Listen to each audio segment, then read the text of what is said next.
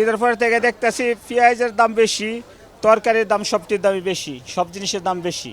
মোটামুটি এভারেজে 10 টাকা করে বেশি মনে হচ্ছে সব সবজির দাম। দাম এখানকে আগে ঈদের পরে একটু আল্লাহ কম আসলে এখানকে হালকা একটু বাড়ছে আর কি, হালকা বাড়ছে। শুক্রবার সাপ্তাহিক আপডেট থাকে তো এই কারণে সবজির দাম একটু চড়া থাকে। কিছু কিছু জিনিসের দাম কমছে, কিছু কিছু জিনিসের দাম বাড়ছে। দরের ভিতরে সবজির দাম আমার দৃষ্টিকোণ থেকে মোটামুটি এভারেজে 10 টাকা করে বেশি মনে হচ্ছে সব সবজির দাম।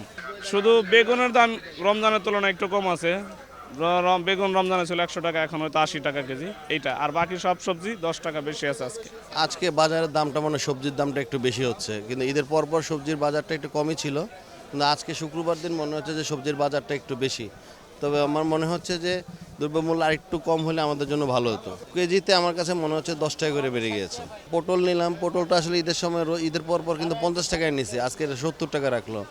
বরবটি ছিল 50 টাকা, বরবটিও 70 টাকা। আপনার বেগুন আছে হলো 60 টাকা 70 টাকা কেজি, পেঁপে আছে 60 টাকা কেজি, আম আছে 60 টাকা কেজি, লতি আছে 80 টাকা, গাজর আছে 40 টাকা কেজি, দুন্দুল আছে 80 টাকা কেজি, তারপর ভেন্ডি আছে 50 টাকা, করলা আছে 60 টাকা কেজি, বেগুন গোলটা আছে আপনার 80 টাকা কেজি, পটল আছে 80 টাকা 70 টাকা কেজি, জালি আছে 70 টাকা কেজি, মূলা 30-40 টাকা কেজি, কাঁচকলা আছে 30 টাকা আলি, বরবটি আছে 80 টাকা কেজি।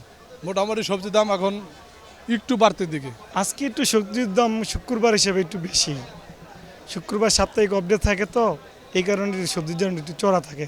সবাই বাজার করতে আসে, তাই একটু আপনার দাম একটু চড়া হয় আর কি। এই ঈদের পরে একটু কিছুটা দাম বাড়ছে, কিছুটা সবজির দাম বাড়ছে, আর অন্যান্য সব জায়গায় ঠিক আছে।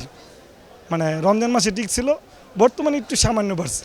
শসা একটু কমই, ঈদের পরে একটু শসার দামটা একটু কমই, গাজরের দাম একটু কম। রমজানের পরে কিছু কিছু জিনিসের দাম বাড়ছে, যেরকম রসুনের দাম বাড়ছে, এরপরে তরকারির দাম কিছু কিছু, লেবুর দাম কমছে, আবার কিছু কিছু তরকারির দাম বাড়ছে, তো শসার দামও কমছে। এরকম কিছু কিছু জিনিসের দাম কমছে, কিছু কিছু জিনিসের দাম বাড়ছে। আজকে ধরেন আমি অনেক কিছুই কিনলাম তরকারি, কিন্তু সবজি তুলনামূলক যেরকম ঢেঁড়স এইগুলা একটু কম, আবার আমরা চিচিঙ্গা এগুলো একটু দাম বেশি, করলার দাম বেশি, কিছু কিছু জিনিসের দাম বেশি, কিছু কিছু জিনিসের দাম একটু রিজনেবল।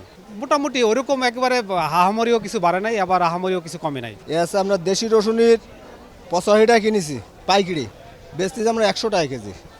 আর চায়না কিনেছি আপনার 195 টাকা, 295 টাকা, 195 টাকা কিনা বেচতেছি আমরা 210, 220।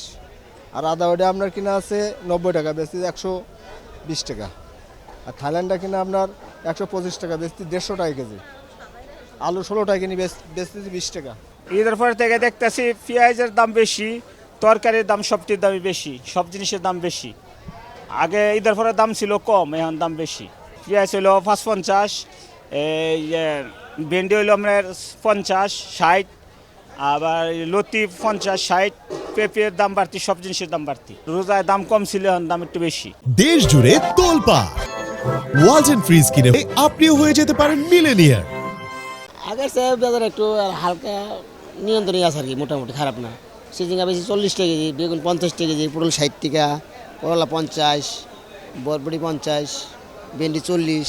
দাম এখানকে আগে ঈদের পরে একটু আল্লাহ কম আসলে এখানকে হালকা একটু বাড়ছে আর কি, হালকা বাড়ছে। কেজি 10 টাকা। আজকে বাজার একটু কমই লাগে, যেমন কাঁচা মরিচের কেজি অনলি 50 টাকা কেজি, কাঁচা আম 50 টাকা কেজি, সিম 40 টাকা কেজি, টমেটো 30 টাকা কেজি, ঢেঁড়স আছে আপনার 60 টাকা কেজি, গাজর 40 টাকা কেজি, আপনার পটল আছে 60 টাকা কেজি। সবটা মালের দামই কমে, কয়েকদিন বলে একটু বেশি ছিল, এখন আস্তে আস্তে কমে আসতে আছে।